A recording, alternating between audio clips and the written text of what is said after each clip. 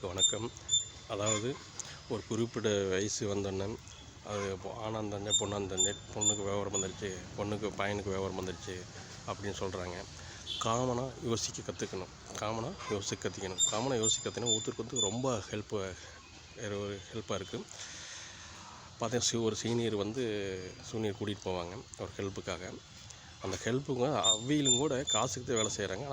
அதுக்கும் கூட செய்கிறதில்ல, நின்றுக்கிறாங்க. ஒரு குறிப்பிட்ட ஒன்று பார்த்திங்கன்னா, கஷ்டப்பட்டு ஒரு ஜாமான ஒரு பொருளை தூக்குறாங்க. கூட நின்றுட்டே இருப்பாங்க, ஆனால் ஒரு கை பிடிக்கல அப்படின்னு தோன்றதில்லை. அதே மாதிரி ஒரு கதவை மாட்டுறாங்க, ஒரு சைடு மாற்றிட்டு ஒரு சைடு அப்படி இழுத்துட்ருக்கு. அந்த இன்னொரு கை நம்ம சேர்ந்து பிடிச்சோம்னா ஈஸியாக அவங்களுக்கு ஒரு ஹெல்ப்பாக இருக்கும். அதே மாதிரி ஒரு வண்டி தள்ளிட்டு போகிறாங்கன்னா, பஞ்சர் ஆகி போச்சு, பெட்ரோல் தீர்ந்து போச்சு அப்படின்னு தள்ளுறாங்கன்னா, கூடவே அதாவது பையனாக இருந்தால் பொண்ணாக இருந்தாலும் சரி, அவளுக்கு தள்ள முடியாது தள்ளிட்டு போயிட்டுருப்பாங்க. கூட சேர்ந்து நம்ம தள்ளுனா கொஞ்சம் ஃப்ரீயாக இருக்குது அவளுக்கு, நம்ம போகணும் இல்லையா? அதே மாதிரி ஒரு பாத்திரமாகட்டும், தண்ணி ஆகட்டு, ஏதாவது மூடி வைக்கிறதாகட்டும், இதாக மூடணும் அவளும் கிடையாது, நம்ம தான் மூடணும் யோசிக்கணும். ஒவ்வொரு ஹெல்ப்பும் நம்ம ஒரு ஹெல்ப்பாக ஒரு உதவியாக இருக்கும். காமனாக யோசிக்க கற்றுக்குங்க.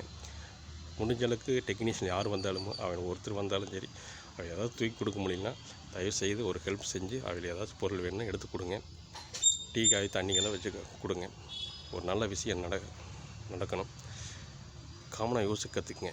மீண்டும் அடுத்த அடையை சந்திப்போம். நன்றி, வணக்கம்.